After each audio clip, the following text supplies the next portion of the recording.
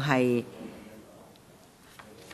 各位同事早晨嗱，我咧跟住就請局長入嚟㗎啦。不過今日有件好重要事咧，照政府而家嘅講法咧，呢個佢都係陽謀嘅，佢已經擺到明就年底先出個報告。咁如果年底咧，我剛才同我哋秘書Well, good morning, members. I would like to invite the administration to join us in a moment. It has already been known that it would be towards the end of the year that we get something back from the administration after the consultation, and that would leave us with just a few months to go before the end of the term. That means the new term of the electrical would have to start the work all over again. Good morning, Mr. Zheng. Best wishes to you in the new year, and let's all have happiness. SLW, you have given us a paper. Would you like to walk us through the paper briefly?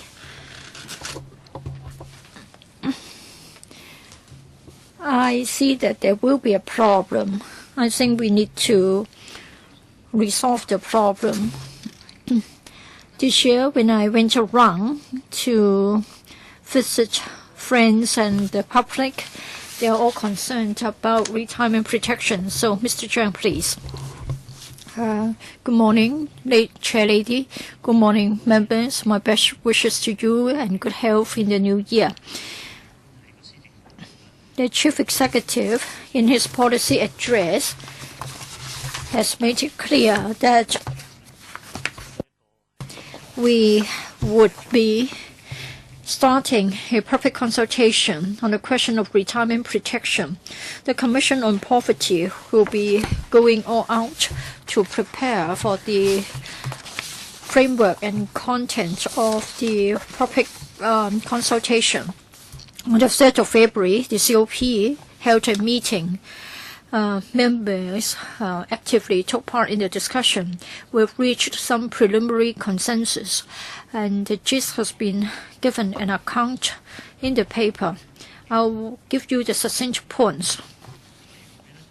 First of all, there is a consensus among the members of the COP that the public consultation document must clearly set out the government stance on the future development of retirement protection in Hong Kong. But at the same time, we should not preempt the discussion on universal retirement protection in the community. In other words, we must allow room for discussion. And then we must come up with something like a proposal, and the proposal should be covered in the consultation document. And to facilitate analysis, most members agreed to present a universal retirement protection proposal as the basis or blueprint for the community to understand the issue and carry out an analysis. And thirdly, it was considered that as far as means testing and focused non-universal retirement protection options, they should also be included. It should be clear to understand, it should be simple, and we must compare the universal retirement protection proposal and the non-universal retirement protection proposal in various aspects so that the public can come up with a choice. Well, of course, you know that for this year's policy address, the emphasis has been on making choices. Now, the Census and Statistics Department gave us a very important message. In the middle of this year, the Census and Statistics Department will release the updated population and labor projection figures. And COP members think that it is important to have the figures, and then the data will be used to update the projection of the relevant proposals. And this should be taken into consideration. And then for the projection period, according to Professor Chow's report, it is only up to 2041. Now, by extending it to 50 years, that will take us to 2064. Now, the report of Professor Chow used the data up to a particular year, and that took us to 2041. Now, with the new figures, we can extend the horizon to 2064. The Commission will set up a working group, and a number of members of the COP will join the working group so that they have a focused effort so as to make preparation, and they will come up with the framework, and then they will report back to the Commission. As far as the timetable is concerned, it is hoped that in the fourth quarter of this year we can launch the public consultation, and that's the broad direction that I would like to report to you. So we are taking the matter forward. We have a clear road map. We have a clear timetable. We are no longer general or abstract or vague, and the FS will also prepare for the effort to tie in with the determination to provide protection. On the 12th of February, when the CS4A gave a reply to the motion of thanks debate at the Legislative Council, she further elaborated on the government's stance as well as the latest development. Her speech can be found in the annex. I'm not going to repeat the content, as I know that members were all present. I would like to highlight the three major points. Please turn over to the second page. It is said that we need to provide a better retirement protection to the needy elders. Currently, we have got 285,000 elders who are still living below the poverty line. Of course, you understand that they may have a low level of income, but then they may have certain assets. 285,000 may be an exaggerated figure, so to speak, but we're not going to argue over that. But still, we have to bear in mind that we still have a large number of elders who are living in poverty. And the second point is about the idea of welfareism. Limited public resources can only be used on those who are most in need. And thirdly, that's about the philosophy of public finance management. In the next 10 years, and as you know that we have a working group on long-term financial planning. We know that we are, the working group on long-term fiscal planning. So we have to consider the sustainability of the proposals. We have to bear in mind all sorts of issues, and we have to take the matter seriously and cautiously. We have to compare the universal protection scheme as well as the non-universal retirement protection scheme. We have to compare the pros and cons. We have to look at the financial commitments involved.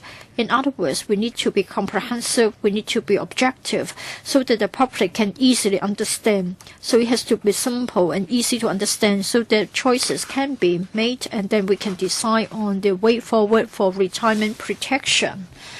Now, I'm happy to be here to listen to the favorable comments of the chair as well as members of the subcommittee. I will certainly refer your views to the Commission.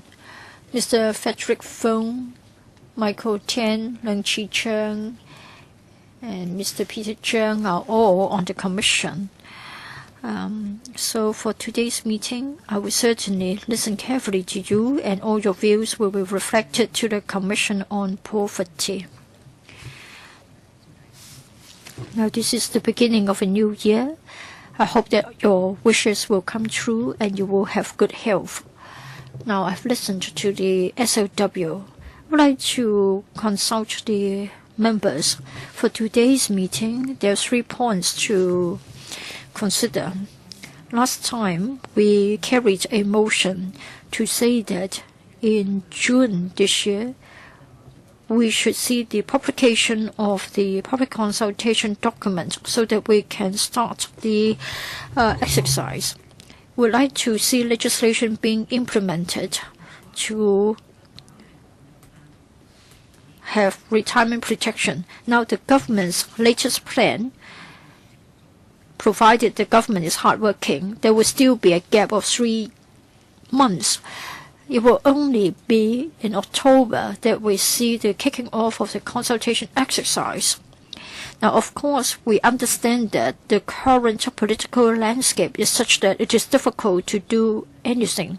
If the government is to show goodwill and to make sure that there will be a smooth relationship between the legislature and the executive, you need to do more. Yes, you want to await the release of the data from the Census and Statistics Department. You have to be mindful about the timing. If you come in December, then there won't be much time left within this term for us to do much. But we did indeed want to complete the job within this term. Last year, there was the filibustering. Of course, we didn't quite accept it. But of course, those who were filibustering did say that they were doing it for the sake of calling for universal retirement protection, though we might not agree with the tactic. Now, let me not go into the details. It seems that you haven't learned from it. During the Lunar New Year period, and even before that, when I met with the Singleton elders, they would all want to have some form of retirement protection. Now, according to your timetable, subject to members' agreement, I have to say that it is quite a far cry from what we have wanted. So the matter will only be dropped with the end of the term. Mr. Yik, I think you will agree with me. The FTU is most unhappy about this development. Now, SOW. Now, you talked about comparing the universal retirement protection proposal and the non-universal retirement protection proposal. I think we can tell you what we think. And then for the dates of future meetings, now we are already towards the end of February. What about March, April, June? You have 4 months. We have also got 4 months. If you just spend the 4 months waiting for the data from the census, then it is not reasonable. We have already carried a motion. We don't know why you still want to wait for a year. 7 months have already passed. Why should we be kept waiting and waiting? So why you await the data from the Census and Statistics Department? Can you not tell us what you're going to do in the interim? Well, we are being friendly to you, the Secretary. The motion passed last month was that we don't want to fight against you. In the policy address, $50 billion have been earmarked for future provisions, and we appreciate that.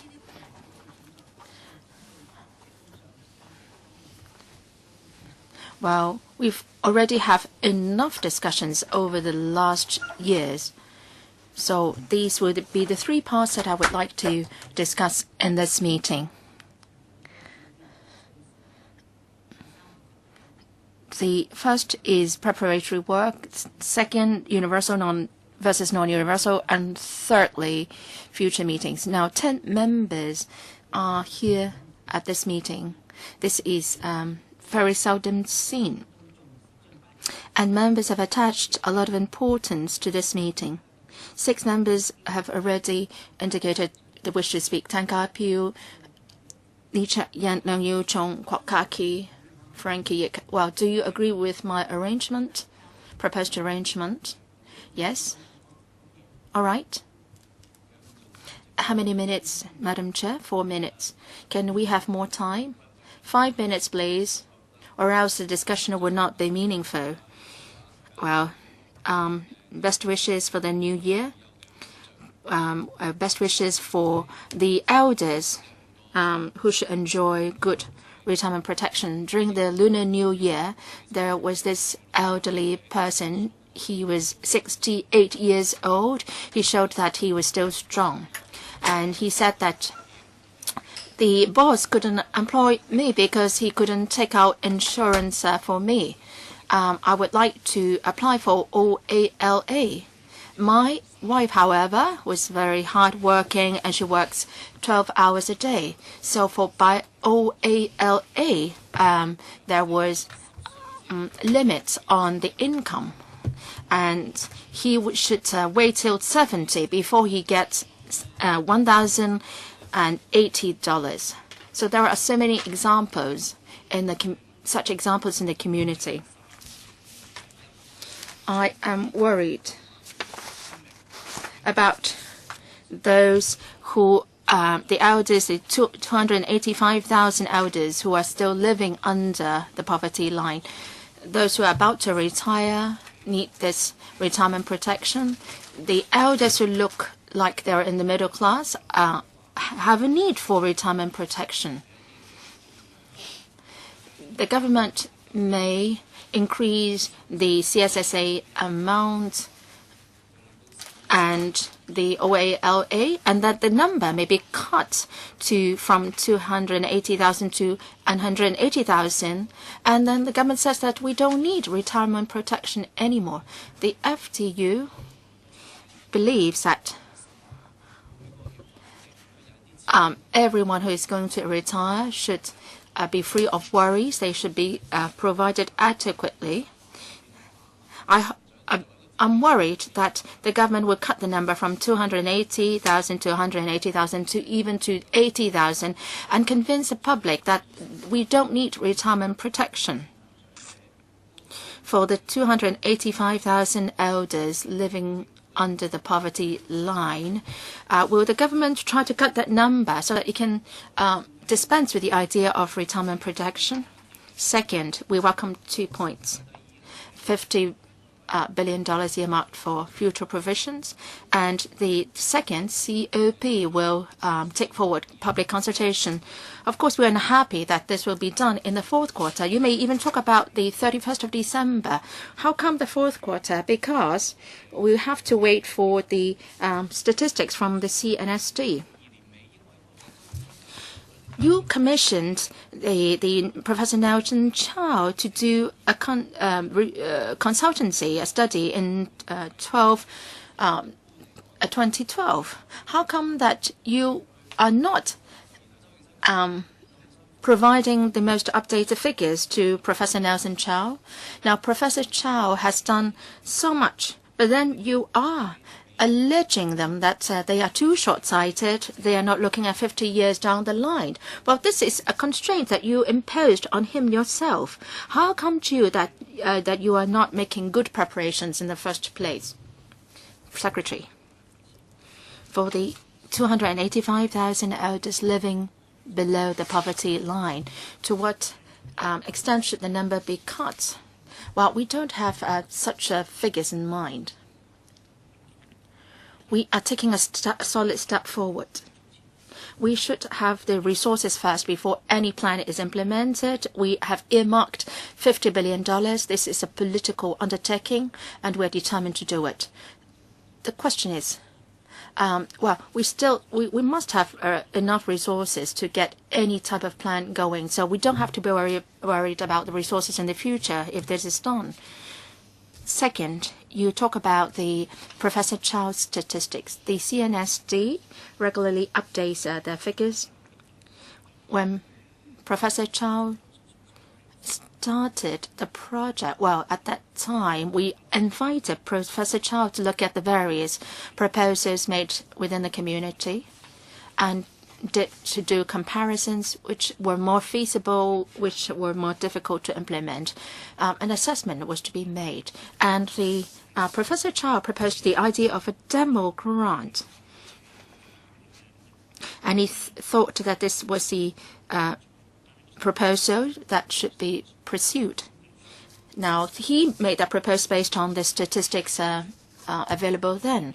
And CNSD will be publishing the latest projection figures in the middle of this year. If we are to map our long-term plan, shouldn't we be looking at the latest statistics?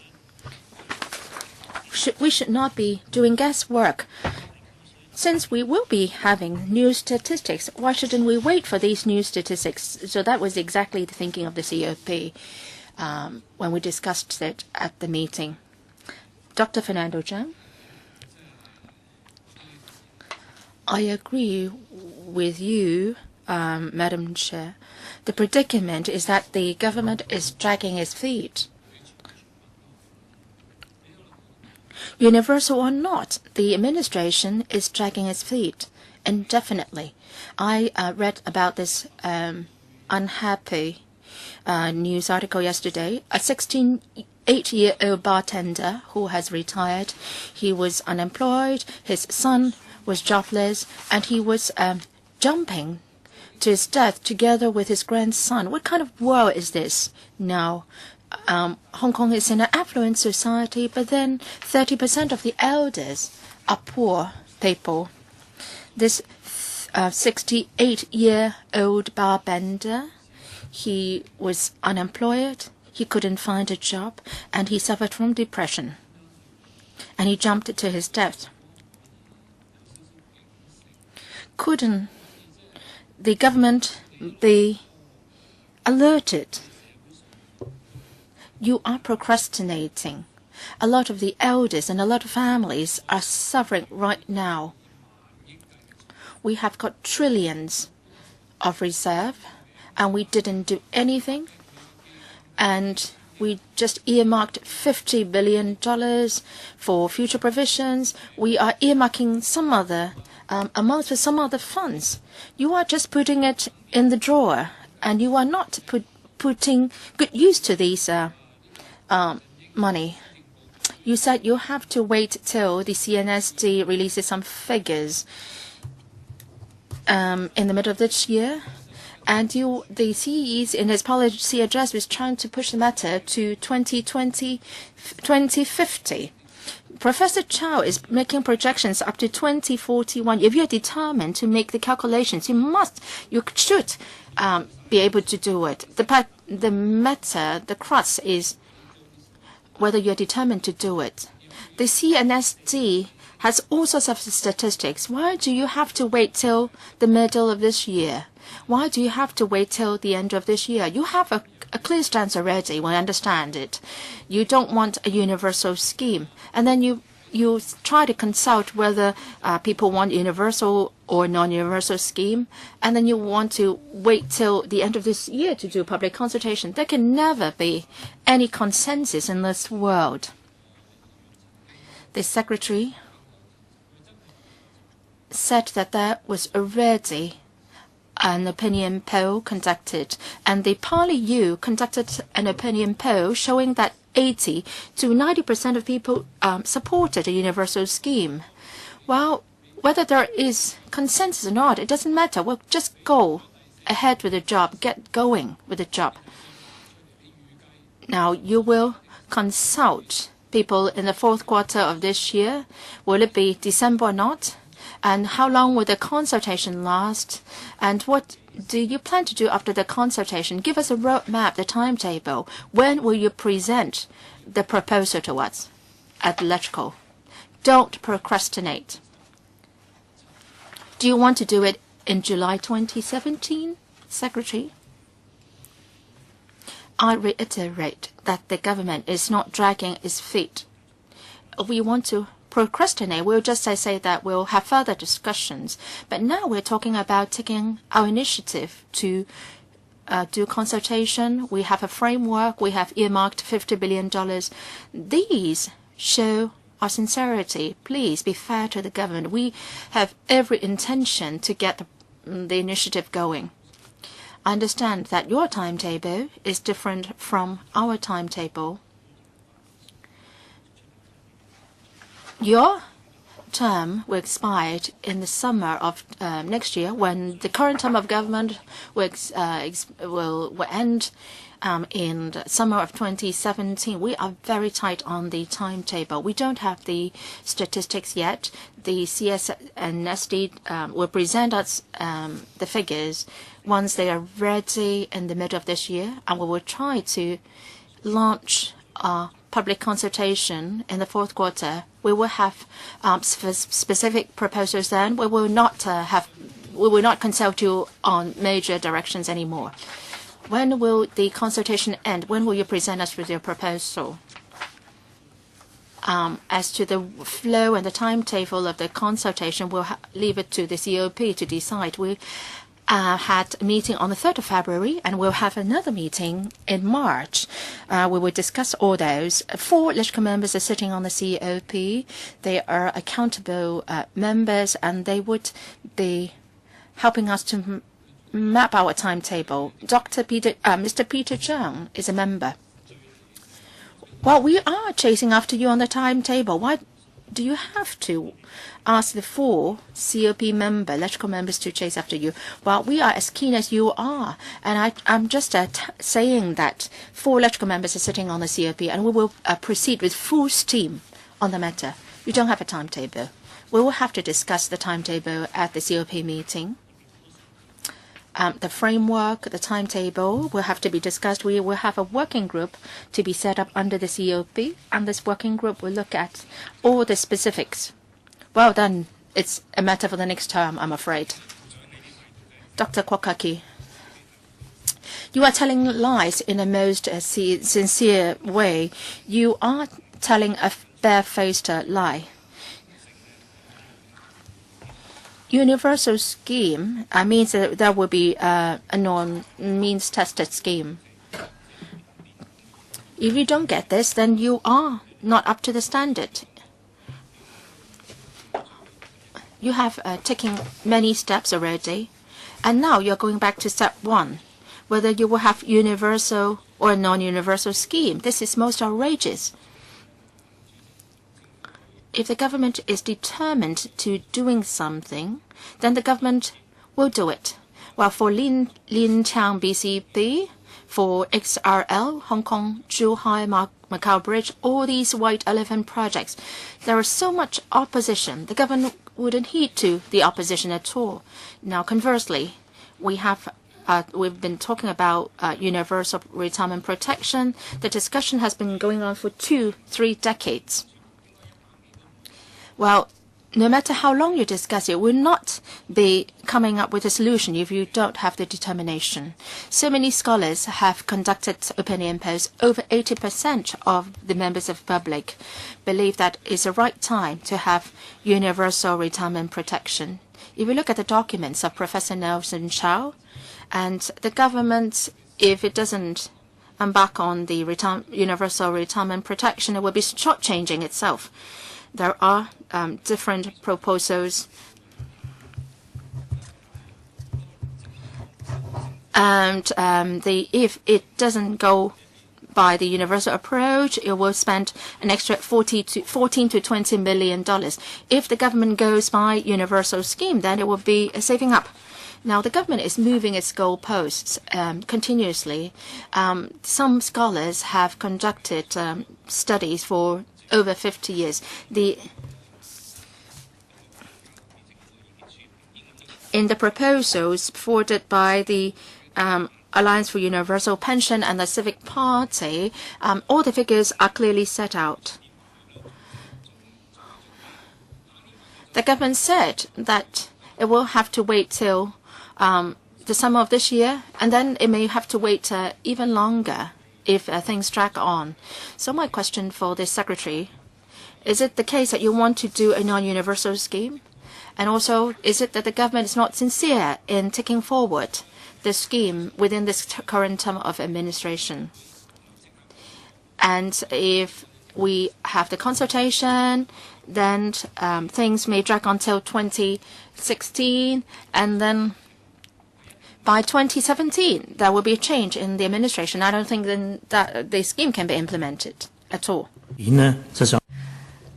SOW, well, the paper has set out the latest stance of the administration as well as the recent developments. The CS4A, in her response to the debate on the motion of thanks, has set out our philosophy, that is, we should use our limited resources on those who are most in need, and we have to look at the financial commitments as well as the pressure. We're not ruling out universal retirement protection. We are being sincere. We do say that we should compare the universal retirement protection proposal and the non-universal retirement protection proposal. There will be specifics, and we have to be accurate about the figures. We should no longer be arguing about the broad principles. We'll be more specific in our debate as to which one is better. We are talking about the longer-term development, not just the next 3 or 5 years. Therefore, we have to do it prudently, and we have to do it in a responsible way. So please give us a few more months. Await the data from the Census and Statistics Department. And in fact, Professor Chow has also agreed to update the projection in the light of the latest data. It means that we can be more specific in our proposals, because if you talk about means testing, then we know how to test the means, and that means that we don't have to dwell on the philosophies. So it is a sign of our sincerity. Madam Chair, from his reply, there are 2 points. First of all, the government is not determined to do it. That is, we are not going to have universal retirement protection, and it is not going to do it before end of the term. Well, the SOW excels Deng Xiaoping, because even the late Deng Xiaoping would only plan for the future of Hong Kong up to 2047. Now he's going to take us beyond 2064. There's no way we can tell what will happen in the future. Now, for the census figures, we're supposed to get a projection for 50 years down the road. I'm not sure if they can do it, so everything would just be hypothetical. If we can have projections up to 2041, it's already a very good job. I think by then, the aging of the population would have already passed its peak. It means that we'll be fine. So there's no need to have it extended up to 50 years. So if we don't accuse you of delaying, then what should we say? Should we describe you as being stupid? No, I think the government has already conceived a position. As has been pointed out, the CS4A has already said that it would only be given to those who are most in need. In other words, it is not going to be universal. Now, we have the suicide of the 68-year-old man who jumped to his death together with his grandson. His family members were also working, but then he was depressed and he killed himself together with his grandson. Now, if you don't have universal protection, then you are not going to provide safety net for people like him who lacks a sense of security. Now, you talked about long-term financial sustainability. I think your reason is to hold back. Now, FS has said that no one would be opposing universal retirement protection. Now, who is telling us the genuine position of the government? Now, the worst thing is that you are going to lead, to steer the public consultation. You have already got a preconceived idea. So it is easy for you to steer the public debate, same like the political reform debate. You can manipulate the public opinion, and then there won't be any consensus. To be frank, we can never reach a consensus on this matter. The government can say that in the absence of a consensus, the government's proposal would prevail. So have you already ruled out universal protection? Now you say that you will incorporate such a proposal in the consultation document. Are you merely paying lip service? Since you have already got your own preconceived idea? And does it mean that your consultation is a fake one? You're procrastinating, you are having a fake consultation. So what are you up to? Why don't you be frank? Please tell us frankly, have you ruled out universal protection? Do you have your own proposal? SFW, we haven't got a preconceived position as to the way forward. But then, you know that the government has got some concepts. I want to know whether the concept is such that you ruled out universal protection. Well, in the 648 speech, on the second page of her speech, it is quite clear. Now, public resources are limited, so they can only be spent on those who are most in need. And then we have got an aging of the population, so fiscal deficits are bound to happen, and it is a fact that we cannot escape from. We want to forge a consensus as to the way forward. Please don't say prematurely that we are closing our doors. Please allow us a few months' time so that we do the job properly. We come up with a framework, easy to understand, easy to analyze. If the broad consensus is that there should be universal protection, the government may, in the light of such a public opinion, follow the public opinion and adjust its position. So at this stage, please don't say prematurely that the government is not going to consider it. It is exactly because the Commission doesn't want to deny the public the chance to discuss it. Exactly, so you're trying to fight an opinion war with us. The government's concepts, your concepts are flawed because you say that it will only be given those who are in need and it's a welfare. But then when we talk about a universal scheme, it means that it is a right, the right of a citizen. That's the position of the Labour Department. We're demanding it as a right, not as a welfare. And we want to provide a sense of security to everybody. Of course, the elders run a higher risk. They have lost everything. They want to have a sense of security. Now, Madam Chair, it isn't just a matter of dragging the feet. It's a matter of having disagreement over the basic principles.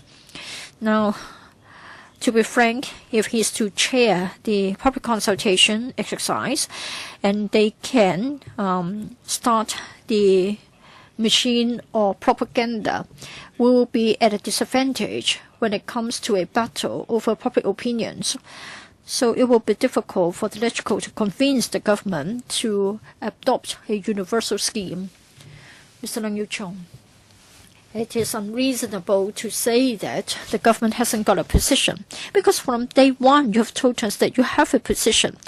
This is because you have got it under the Commission on Poverty. So it's about eradication of poverty rather than retirement protection. So you have from day one set out your position.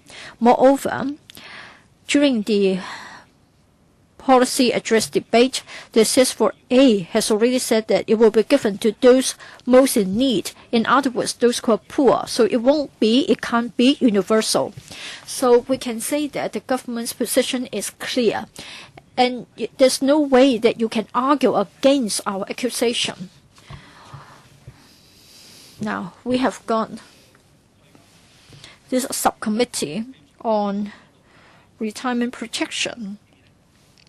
If you set up a separate working group like ours, then your argument is more convincing. If not, you can't delink it from eradication of poverty. In other words, you have yet to convince us that you don't have a preconceived idea, and you have already got certain assumptions, so you really can't deny this. That's the first point. Second point is that you have said that you're determined to go ahead. You are not procrastinating. You didn't tell us. Perhaps I've missed it. For how long would you consult the public? And then how much time would you need to collate the information and come up with a conclusion? And are you going to have a second consultation on your final proposal? And after your final proposal has been released, would you then come here to have the legislative process being completed? Can you imagine how long it will take? First of all, he hasn't told us for how long we'll be asked to give comments. Usually it will take 3 months or more, and we don't know when they're coming to meet with us. And then it will take time to collate the information. Usually it will take between 3 to 6 months' time. In other words, between 6 and 9 months in total for that part. And what's going to happen next, we don't know. There may very well be a final consultation. He hasn't told us anything about that. If there is to be a second consultation, it will take at least another 2 months, to collate the information, and it will take us a full year's time, and then come back to the LegCo. So SLW, if you say that it is not procrastination, what is it? If it is not, then please be specific about the timetable, and don't just vaguely talk about the fourth quarter. Would it be 1st of October, 1st of December, or what? How many months for consultation? How many months for sorting out the information? So if you can't give us the details, if it is not procrastination, what is it? Now, for the fiscal structure and for demographic changes, yes, SOW, we know the changes will be drastic, and it all depends on the policies that you are going to introduce in the next few years. Now, we have a shortage of childcare places. If you can have a better provision, then there will be an increase of population. If not, then people are discouraged from giving birth. So the size of the population will vary in accordance with your policies. And the economy will also have an impact. Has anybody foreseen the economic recession in 2003? And since then, many people have been put off from their childbearing plans. So your policies may change, the economy may change, and then the population size would change. Now you want to project what will happen in 50 years' time. How can you do that? When your policies are changed, then our ideas would also change. So how can you be sure about the data that you're going to project? Now let's not talk about other demographic changes. Even the FS, John Zhang, has found it difficult to project the fiscal figures. For as many years as has been the FS, he has been wrong in as many times in projecting the figures. So, if it is not procrastination, what is it? Mr. Frankie Yick. My views may be different from other members. I support the administration's proposal. I think we should give detailed thoughts to this matter. I've also quoted some figures from polls conducted by my party. It is not a one-sided support for universal scheme. There are divergent views. The government wants to consult on both universal and non-universal scheme using the latest figures.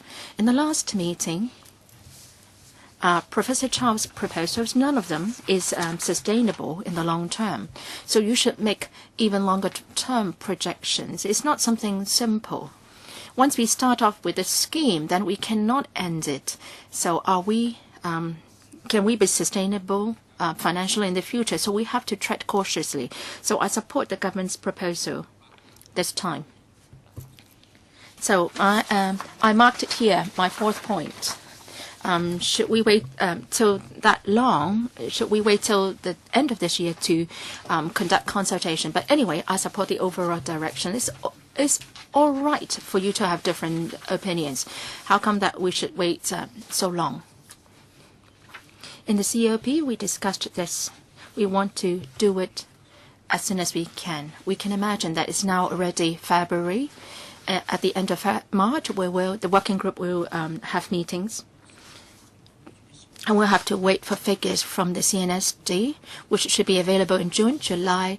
Even if we work very hard, we would be able to launch consultation the earliest in the towards the end of the third quarter. Anyway, I will relay your views to the COP, and that the LegCo wants us to roll out the consultation exercise as soon as possible. We will try to work as hard as we can. We try to advance it as much as possible. We will reflect your views. Deputy Chairman. Thank you, Madam Chair. The Secretary named my name several times.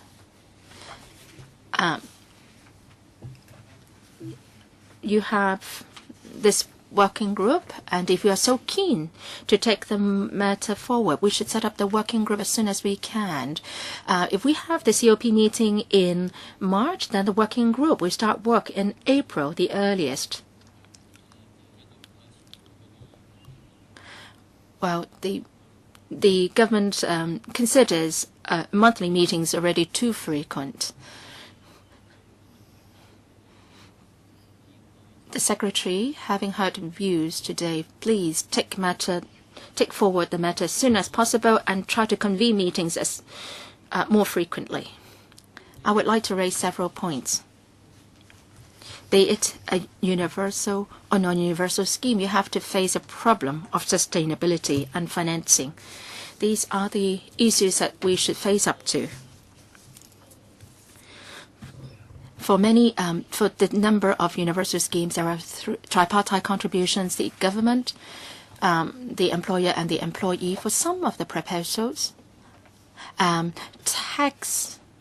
new tax is proposed as well. Professor Chow's proposal, as Mr. Yik said, in up to 2041, only $10 billion will be left, and after that year, then all the reserve will be depleted. And if we increase the profits tax by 1%, then the funding pool will never be depleted, even up to 2060, when the old age population will reach a bottom low level. So that's not presented in his report, but anyway, I just try to share this piece of information. Financing, universal scheme, tripartite contribution, non-universal scheme. The government will make most of the contribution. For those aged 65 or above now, half of them are getting some kind of cash allowance subsidy. And in 2030, there will be 1.25 million elders in Hong Kong. And if the government has to shoulder the financial responsibility, where does the money come from? Where will it come from? Well, it would definitely come out of the tax payments.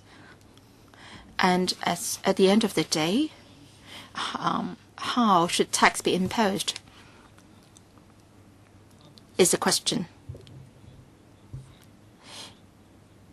If more taxes cannot be levied, then we may have to overhaul the entire retirement protection scheme, and then fewer people will be able to enjoy the benefit.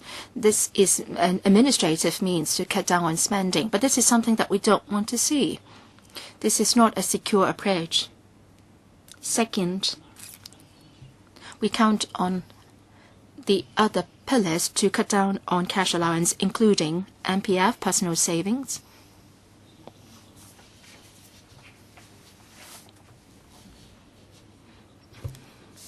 Well, but the colleague from the Treasury can share with us some further information.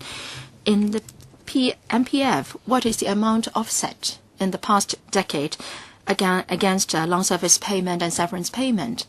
If there was no offsetting, the retirees will be getting more MPF payment and can have a better retirement life. Well, so how many more years will the MPF payment going to last?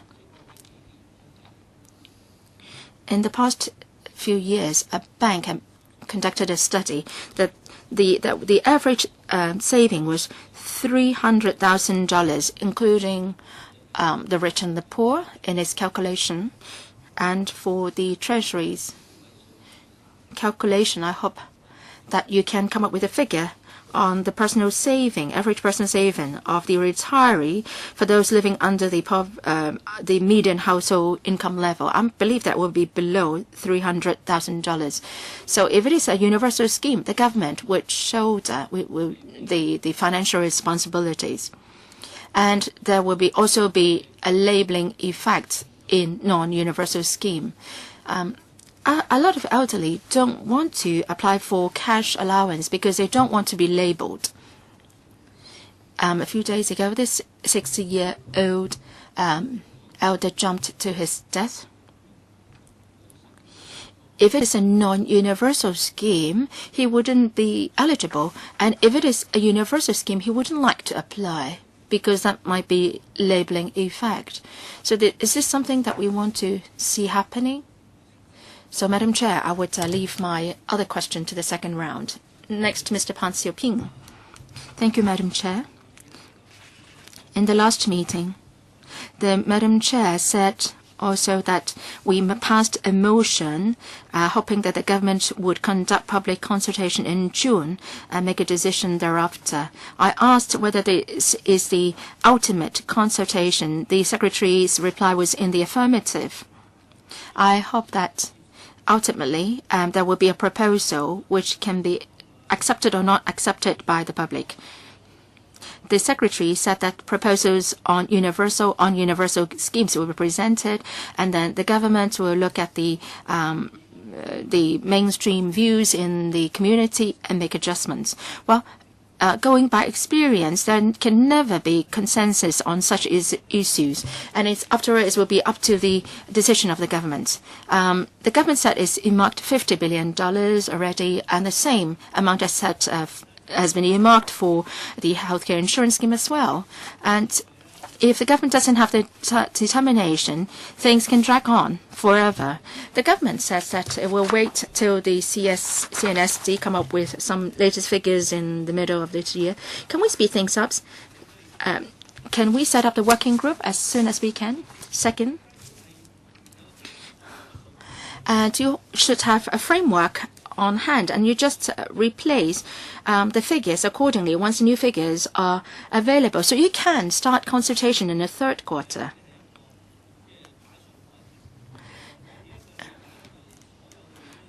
My understanding is that we leave everything for decision by the COP, and the COP will rely on the working group, and then the working group will wait for the statistics, and then once the statistics, several proposals will be tabled.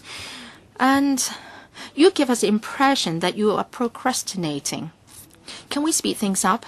Can you tell us when the working group will be set up? Can we advance the consultation to the third quarter? And even if we don't have a consensus, we should have some proposals for ultimate decisions by the COP. Can you do something more to instill greater confidence into the public, to show that the government is determined to do something?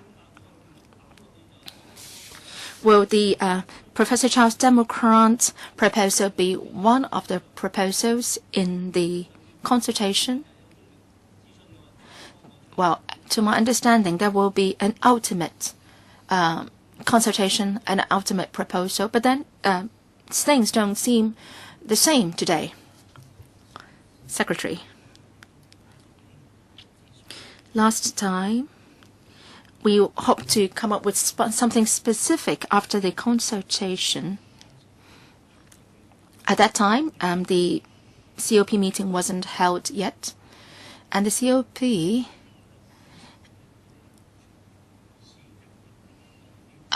believed that if there is no universal scheme proposal, then those supporting the universal scheme will not be happy. So, under the latest thinking, there should be two proposals, a universal scheme proposal and non-universal scheme proposal, and they will be drawn up based on statistics and facts.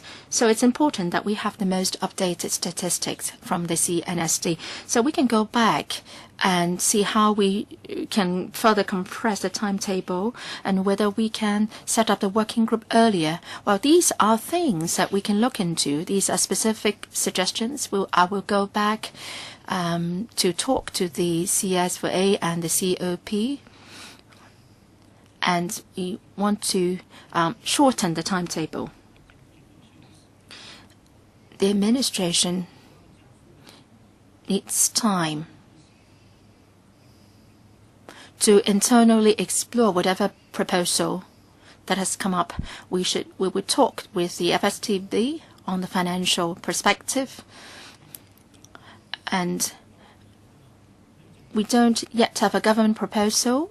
What kind of proposal will it be? We need time to hammer out the details of this government proposal and then include it in the consultation. So that takes time also. But anyhow, I agree with your view that we should compress the timetable as much as we can. We will reflect your views to the COP and the CS4A. Mr. Peter Zhang would like to join the working group. Would it be set up under the COP, or would you be pooling members from outside as well? That would be under the COP.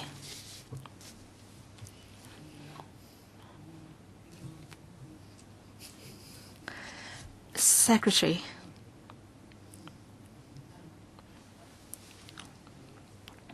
Well, as what Frankie Yik said, why do we need so long? If it is a brand new issue, you may spend time mulling it over. But then this is not the case.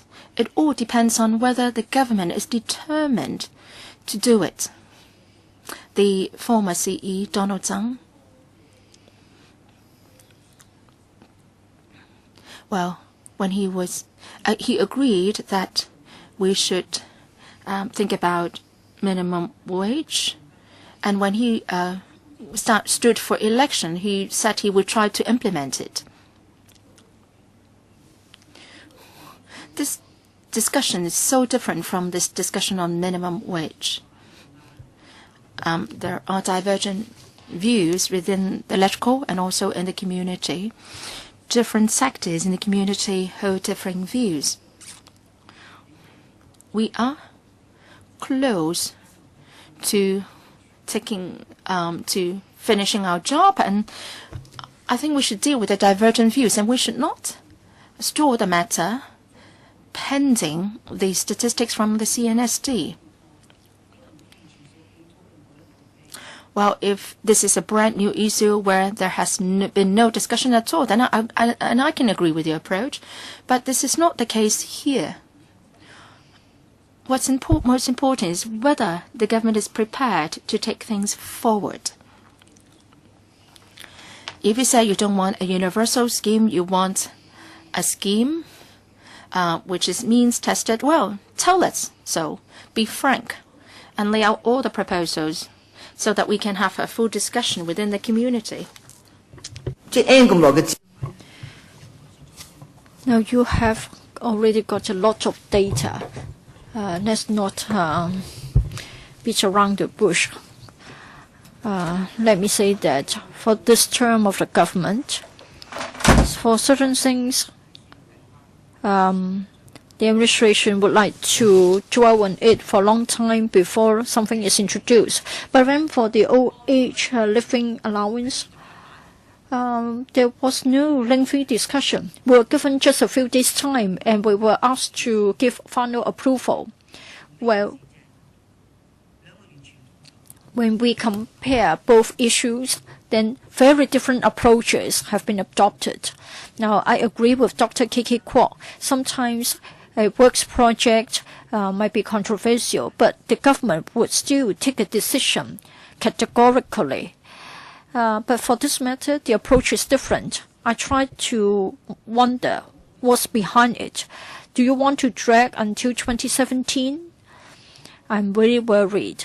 SLW, you have promised to listen to us. Why don't you go back and try to take a fresh look about the timetable?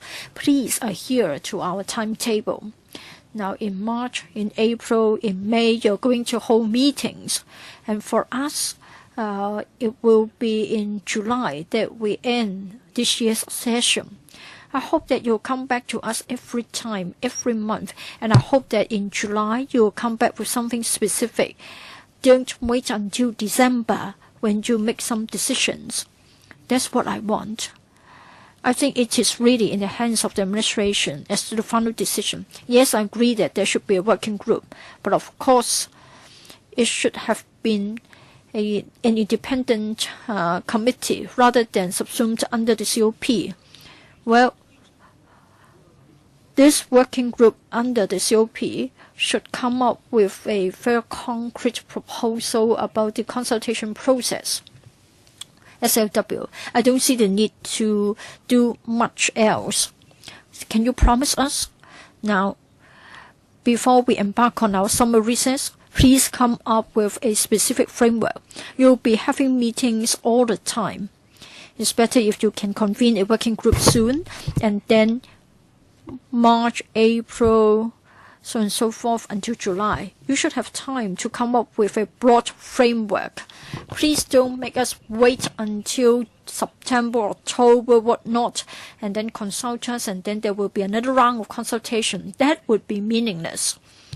If that's what's in the future, then we have to suspect that it is only procrastination up to 2017. The message to be sent out will be very bad, and then you really have to bear in mind the relationship between the executive and the legislature. We are having a new year. We all hope that the policies are good, there is harmony. Please don't drag on. Now, whether members favor universal protection or they prefer a means-tested scheme, I think they will agree with me. Mr. Leung Kwok Hong, please be seated. It's your turn. SLW, Kong Hei Fat Choi. I'm late. This is because we were having a press conference for 45 minutes about welfare matters. I didn't speak. I was merely listening to the grassroots. SLW, I know that you have always been saying that for universal retirement protection, it will be implemented. Let me tell you, I was busy towards the end of the year. I don't know whether Leung Yiu-chung went to the funeral. There was this elderly lady in her 90s. I suspect that she had met with you a number of times. She would no longer be eligible for this. You can tell C.Y. Leung or John Zhang that one day, when we do have universal retirement protection, please reserve some paper money and burn the paper money for her. Let me give you her name. Now, you and John Zhang are writing the blogs all the time. I don't know whether we have internet in heaven. Maybe they can surf the net. So, please ask John Zhang to inform this lady who has passed away. She will be feeling, she must be feeling that it is unfair. Leung Kwok Hong, my question is a simple one. When are you able to introduce universal retirement protection? Now, for the future fund, John Zhang has already said that $90 billion a year. Now, he has said that he is fully justified to set up the future fund. Let me not dwell on the broad principles, that is whether we do need so many bricks. But what about the people? Let me say that for once that you are right, but what about those who can't wait to see this happening and have passed away? Now the administration has deceived the people of Hong Kong on a number of occasions. You have engaged Professor Chow to come up with the report. He has said that it would be sustainable, and now you say that the figures are not right, it would not be sustainable. For how many more times would you need to do this again before you say anything? You are the government. Either you do it or you don't. And please present something to consult the public. If a government is a government of non-action, what is a government? What is the use of setting aside $50 billion? Filibustered for 2 years. You have come up with $50 billion, and yet you're saying that you won't do it. How many more elders have to pass away and wait for the burning of paper money in heaven before you will do it? I had not wanted to say this when we are still in the Lunar New Year period, but you are getting more and more outrageous. You are a public officer. Have you ever supported the FS in front of the CE? Now, Carrie Lam is another secretary. Have you also sided with her to challenge the FS? The FS is overseeing the public purse. Have you ever tried to do anything to challenge the FS? Now, I want to know whether the governance is to be carried out by the FS rather than the CE. If that is the case, we would rather have universal suffrage to elect the FS. Now, I need to put down my name. That is, I would also want you to burn paper money for me after I've passed away. Mark my name, Leung Kwok Hong.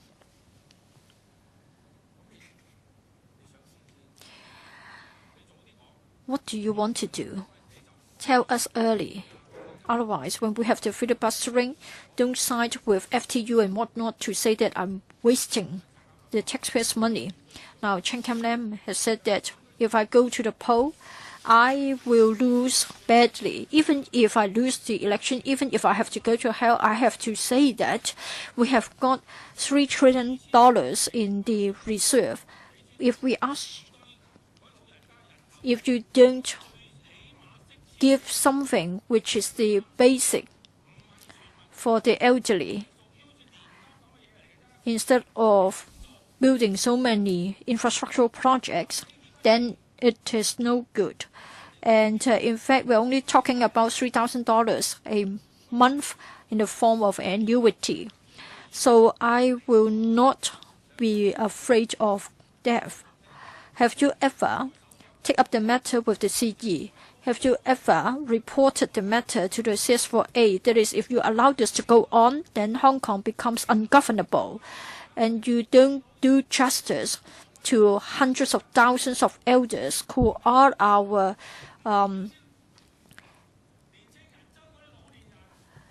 former generation who have supported the development of Hong Kong. Your time is up. Yes, my time is up. I'm going to go to hell. I think maybe you should say that the elders are useless. I think you better shut up and don't start to say day in, day out that the elders are useless and you would rather spend money on works projects. I want to ask him if he will burn paper money for me. Second round now.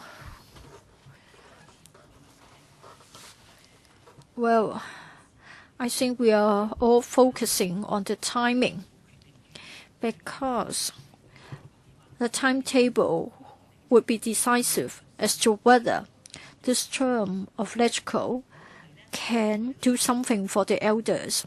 Otherwise, the subcommittee would just be dragging on. I have already said this to the deputy chair. We have to find a way to push the administration to expedite the matter. Yes, they have agreed to set up a working group, but of course I would prefer an independent committee, but they won't agree with me. I want to know whether the SOW would mirror the practice of the statutory minimum wage. That is, every time before you come back, you will talk to the major labor groups. On this occasion, we would also like to sort of work in parallel with you. That is, in relation to work of your working group. 4 minutes, Peter Zhang. I agree with you, Chair. That is, we did have this precedent. And on this occasion, if we are to wait for the COP to come up with a recommendation, then it will be too late for us to start our discussion. And then public opinions may not be sort of incorporated in the deliberation of the COP. Therefore, I entirely agree with you. That is, while the COP is discussing the direction of public consultation, we should, in parallel,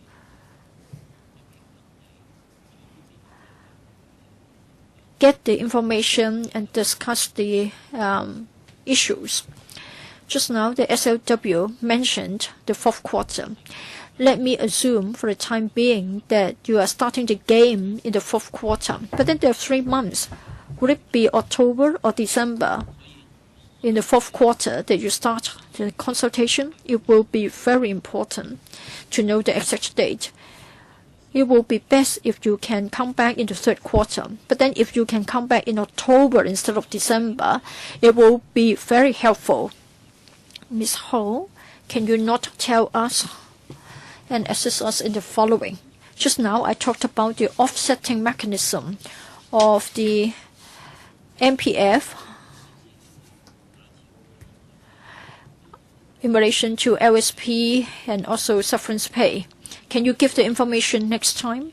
And then what about people earning an income level below the median income level? What about their average personal savings?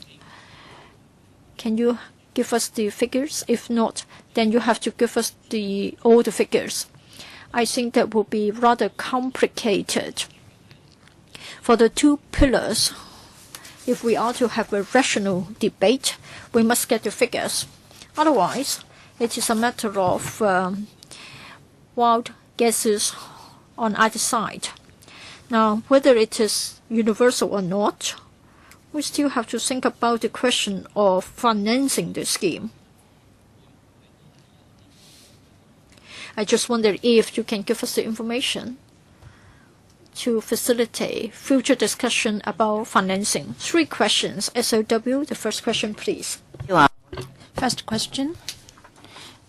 Working in parallel with the working group and October.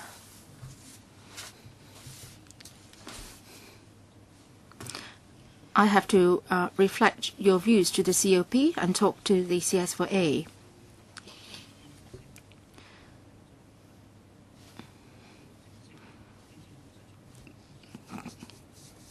Can we present all the information to you when the working group maybe doesn't even have the information? Presenting the information on a monthly basis, some information may be confidential. It can't be made open. So you must leave some time for the working group to work. Now, there are certain things which cannot be discussed at all. If necessary, we can have closed-door meetings. Your focus is on timetable, and you want to launch the consultation as soon as possible. So please leave time for the COP and the working group to do its work. February and March is coming soon, and even if we set up the working group very soon, then we still need several months for the working group to do the work. So perhaps we should ask the CNSD to give us the figures as soon as they can. And I think that can help. We can compare the universal and non-universal schemes backed up with statistics. Then in the consultation paper, then that would be a pragmatic approach, I believe. I would talk to the CS4A and COP to see if this direction is acceptable. We try to expedite things. We want to carry out a meaningful consultation. A third round for you, Mr. Peter Zhang. Mr. Sin Chung Kai, first round. I am not a member to this SC, but on this subject, I think I must say something. The government said that the issue is contentious. Of course, it's contentious. The Secretary, you've been in your post for 8 years. Since you assumed office, this issue has been continuously discussed. You ultimately, at the end of the day, you must come up with some proposal. In 2006-07, some community bodies have raised the suggestions of universal scheme, a tripartite contributory scheme. And do you want to wait till everyone is 50, 60 years old before you come up with any proposals? There can never be a proposal which is agreed by all. That can never be possible. The crux of the matter is the government must have the determination to do it. If you've got broad support in the community, then that's already good enough. Many community bodies have been advocating for universal retirement protection. The government says that there are a lot of difficulties. Well, if not universal, well, then 85%, 90%. Well, you can present different proposals for our consideration. There can never be 100% consensus on this issue. Please put forward the proposals as soon as you can. There have been a dozen proposals put forward in the community. Do you need so much time to take forward the matter? You can pick, say, 2 to 3 proposals for discussions and consideration by the community.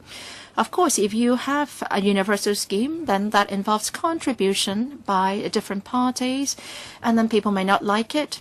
So you must try to strike a balance. If you have universal protection, the higher the protection, the larger the contribution by the employers and employees. I think this is also very simple. What the government must do is to try to draw a line, the level of protection that you can afford, the level of contribution involved.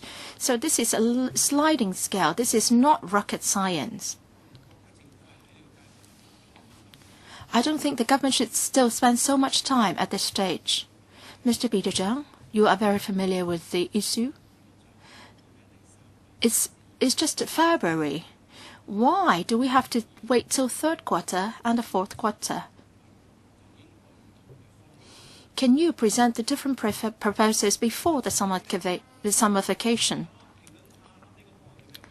And you just present the different proposals, the pros and cons of each proposal, and then ask the public to make their choices. Some political parties that universal scheme is not good, but a comprehensive scheme is good. So I think the government is very familiar with this kind of approach. Pick up some proposals and present them for discussion by the public. It's not that difficult. Well, it's unacceptable that you drag your feet and then ultimately do nothing at all. It will be another 2.5 years before the current term of administration ends, and you will leave everything. I'm afraid that you will leave everything till the end, and then you say you have no time to do it. The elderly can't wait for the re-election of C.Y. Leung. for the next term of administration. The society as a whole must do something. Now, Secretary, Mr. Sin said that we should present some proposals for discussion by the community. This is exactly what we are going to do. At the COP, we have this consensus that there will be 2 proposals, one universal and one non-universal, and that we can compare the pros and cons of these 2 approaches, and then the public can make an informed choice. This is a point of consensus within the COP. This will be a very serious consultation, very pragmatic consultation. We will no longer dwell on the principles and the directions. We will be very clear about the way ahead. Second round, Mr. Leung Yiu-chung. Madam Chair, I hope that the Secretary can respond to my 3 questions earlier. I'm get more worried now after hearing what the Secretary said. He said that after the opinions have been collected, they have to discuss with the relevant departments, including the Treasury, on the finance part and other departments, and so on. And I don't know how long it will take. The Secretary, next time when you come back, give us a specific timetable. Don't just use words like 3rd quarters and 4th quarter. Give us specific dates. Well, say if you will launch your consultation on the 1st of October, well, be specific about it. Don't say it's 4th quarter, and how long will the consultation last? 3 months? Then say 3 months. What is the deadline? 1st of January 2016. Then, well, be specific about it. Can you not do that? After the consultation, how many months would you spend on collating the views? Please list out the timeline clearly. Can you do that? That's my first question. Please answer that first. Secretary, once we have sorted things out, we would be giving you the specific timelines. If the COP held its meeting in February, and the CS4A also made a speech in the electrical earlier, setting out clearly our stance. When we've launched the consultation, we will give you the timetable specifically. I can't commit whether I can give you a specific timetable next time, but I want to say that you must leave time and space for the working group to do its work. When I talked about discussing with the relevant government departments, I was referring to such discussions taking place before the consultation and not after the consultation. So whatever proposals the government will come up with, we must have had internal discussions first. We are not dragging our feet. We need time to do our work. You would have internal discussions before the consultations. That's all right. Then please present us with a timetable next time. I want a timetable extending all the way up to the date when local legislation will be enacted. We would have to first have the roadmap. I know that you are very keen and anxious about this because your term will expire in the summer of 2016, but for the current term of government, it will expire in the summer of 2017. And for us, we will look at our own term of office. So there is this gap of 1 year. We understand this, and we try to compress the timetable. So we want to work in a cooperative way with you. Please leave us some room and space. Well, you don't get it, Secretary. We are not thinking along the line of our current term of office. I think you are forcing your thinking on us. Honestly, I am not thinking about my own term of office. We should get something done before that. This is not our thinking at all.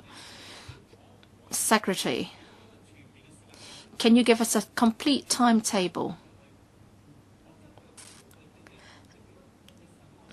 What kind of timetable will you give us? Secretary, The paper sets out clearly that in the next few months, we will lay out the framework, and then we will consult in the fourth quarter. Well, this is not a timetable at all. Well, if this is not a timetable, what is it? So he is not happy with this very rough timetable of yours. I'm giving you the latest information today as to the period of consultation, whether it's 3 months, 6 months, that will have to be discussed within the working group. But then the working group has yet to be set up. Well, the first thing that the working group should discuss is that you should give us a timetable right up to the moment when you will enact legislation. And I'm afraid that you would change your stance, and then you will have discussions going on forever, and there's no end to it. Mr. Frankie Yik and other members may have different views, but all of us think that that you are taking too long to do this. Well, we are making concessions already. Fourth quarter, should it be 1st of October? Will it be doing consultation for 3 months, and then in the 1st of January, you will be coming back with a specific proposal? They need a specific timetable. I'm not asking for the timetable now. He has answered you. Well, Mr. Leung is asking that you give the timetable during the next meeting. Yes, I will relay your request to the COP. As I said many times, we are seriously taking the matter forward, and we want to the public to have a clear and informed choice on the way ahead. We know all these, Secretary. That one is, how is the scheme going to be implemented? Where does the money come from? We've had lengthy discussions on this. The question is how and when it will be implemented, the implementation. And then we don't want you to drag your feet. That's undesirable. Well, as part of our job, we are obliged to have a clear timetable within this term of government. And what's more important is within the whole society, there are a lot of people wishing to have universal retirement protection. Public opinion may change over time. The administration give us a specific timetable and show more sincerity in resolving the matter. Secretary, do you understand my demand? Well, let him repeat it, because he may have some different thinking than mine. Well, instead of my repeating your demand, can I ask Mr. Leung to repeat your demand? Yes. Well, very simple, specific dates. I want you to give us a timetable up to the date when you enact legislation. Do not give us the quarter, but exact dates. Day, month, and year. Can you be very clear? Now you talk about end of the year, the last quarter. Would it be the 1st of October, 1st of November, 1st of December, or 31st of December? And then how many months would you need for a consultation? 1 month, 2 months, 3 months, a year? So please give us the exact date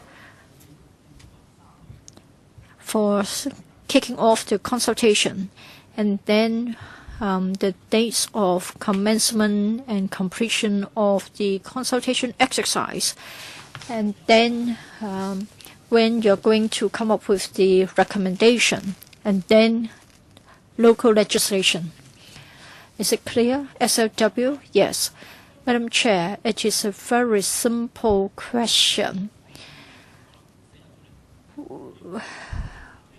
I think we should have it set out in black and white.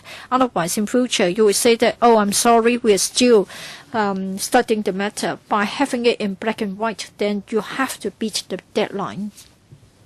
Next, Mr. Leung Kwok Hong.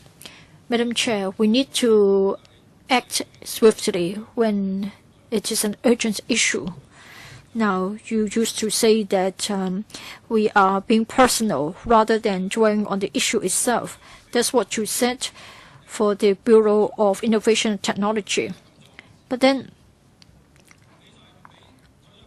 CH Tong, Donald Zhang, C.Y. Leung are all the same. You are denying us the universal protection, and that's why we have been filibustering. You are telling lies. I am focusing on each and every CE. If a CE is not willing to give us retirement protection, then we will treat him the same. There will be filibustering, and we'll be throwing objects at him, we'll be criticizing at him every time we see him. And even John Zhang can't escape from this. I know very clearly what I want. For the universal retirement protection, it has been used by you as a shield that you seek refuge behind. In fact, we have been asking for an annuity. You yourself know that it has been given a wrong name. It isn't really universal retirement protection. We are not saying that there can't be contribution. Now, given our economy, when we have already accumulated $3 trillion in our surplus, we have got an aging population. To me, the population is aging to such an extent that we must act on it. Now, you can see that you need to understand that there was this person who jumped to his death together with his grandson. Now, I can't agree with our colleagues that it is a technical issue. It is not just a technical issue. Now, try to watch the film about Dr. Martin Luther King, and he was trying to fight for democracy. You should not stand in my way. I don't like Johnson, but still, you must have your own ideas. Now, before us, we know in front of us, we are flush with money. We are not in the same position as Greece. Greece has been given 4 months to restructure the debt. So it's a matter of whether you are able to deliver. Don't just make verbal commitments only. Now, we have got deep-seated conflicts. Who forced him? Who forced C.Y. Leung to say so? Who forced him to say that we have to take care of the elders? We have to keep enough money to resolve the problem. Did I throw anything at him? Who forced him to make such a commitment? He made the commitment himself. Is it really that difficult? I've already said that in this world, other than converting men to women, any legislature can do anything. Now, we have got people living in abject poverty. There are people who jumped to their death. There are elders who can't just wait to see this being introduced. There are people who have passed away, who have become ghosts. Is it really that difficult to change this? Do we need the help of God? It's a problem that can be resolved by spending money. Then it is not a problem. Do you have the ability to govern? I'm asking him, not you. Now for the Bureau on Innovation and Technology. Now we talk about the universal retirement protection. We have been fighting for it for over 17 years. It is an urgent issue for everybody, not quite like the Bureau for Innovation Technology, which is just the urgent aspiration of one person only. Now you're right. In 2017, If we don't have it, then we have to start afresh. So are you trying to use the same tactic? In 2016, there will be a change of the legislature, and then we won't have time to finish the discussion. Now you say that we're standing in a way. In fact, how much longer would you like to have the deliberation?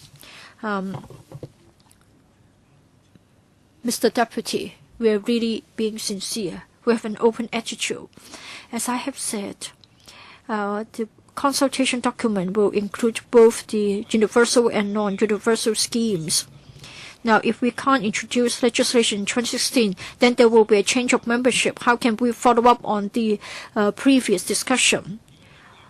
If we have got many CY Leung fans, and what if they don't get elected? I hope you understand that we are all being very sincere in the discussion. The public opinion would emerge in the public consultation exercise. I think any government, whoever is the ruling team, will just follow the mainstream of public opinion. Don't just talk about being rational. Rationality is built on concepts. Logic is not the same as rationality. Logic is just a tool. If you want to say that you are being rational, you have to be rational on the basis of having your concepts. You ask Plato, if you haven't got your concepts, then you can't arrive at so many ideas. Don't just talk about rationality. What about your concepts? What about your philosophies? Otherwise, it is just sophistry. It is clear that after the consultation, we have the same society before and after 2016. There will be a change of membership. And then when there is a change of membership, previous discussion will no longer count. If not, then it will become a tactic in the electioneering campaign. Now, they accuse us of being personal, but in fact, they are working for their personal gain.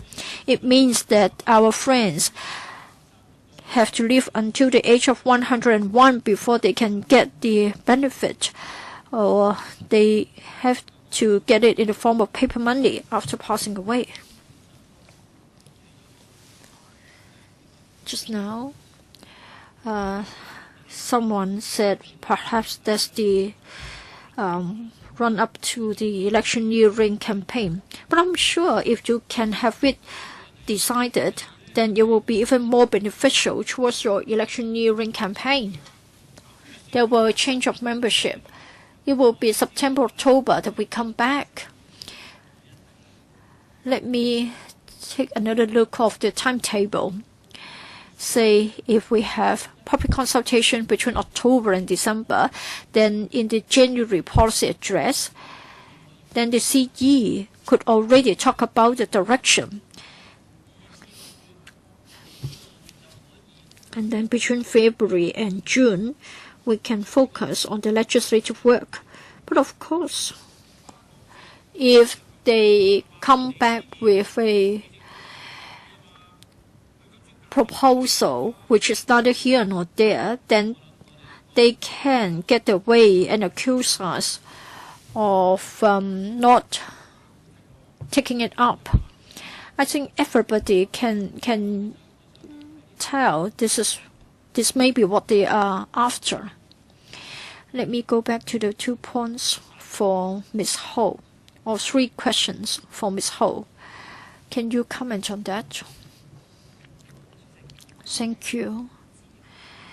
As far as information is concerned, after the meeting, we'll approach the MPFA as well as the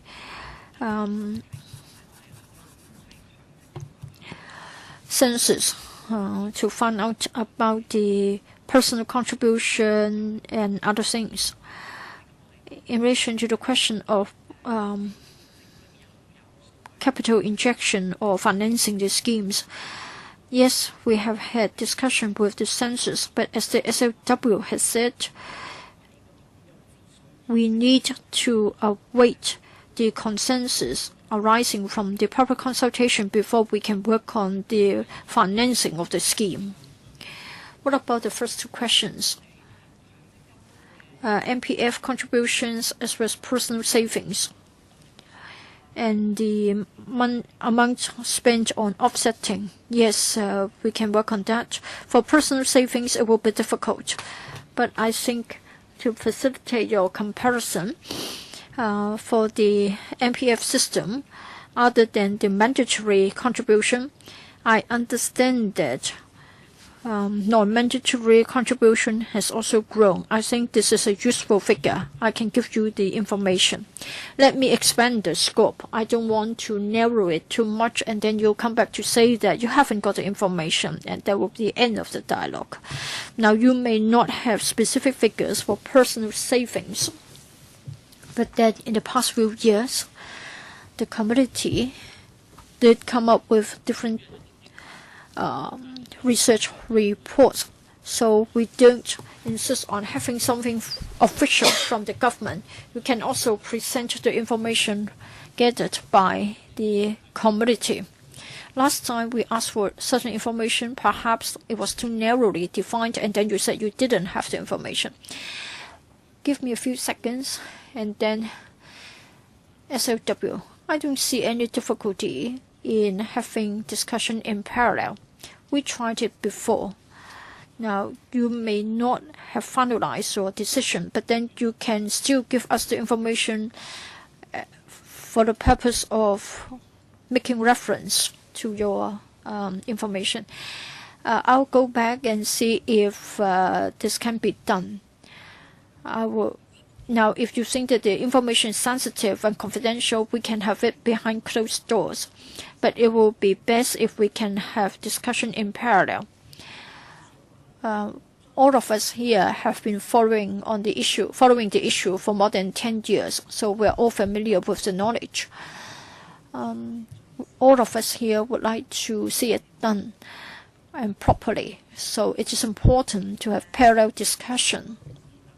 Members, I think we have had detailed discussion this morning.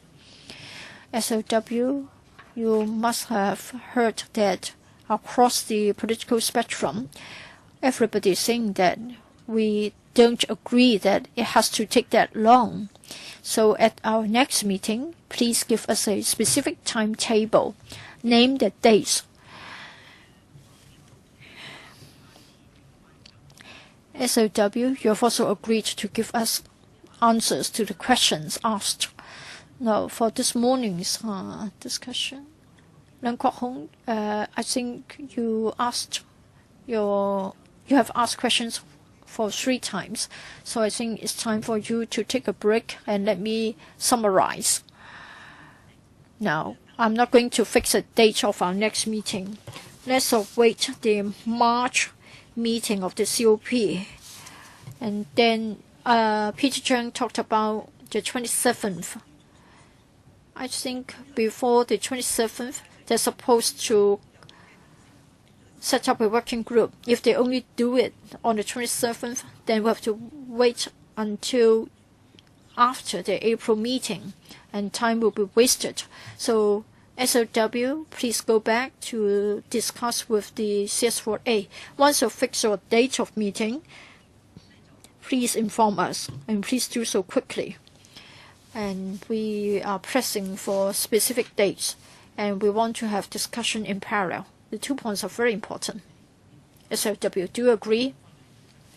I will certainly go back and reflect your concerns truthfully to the CS4A and tell her about your aspirations.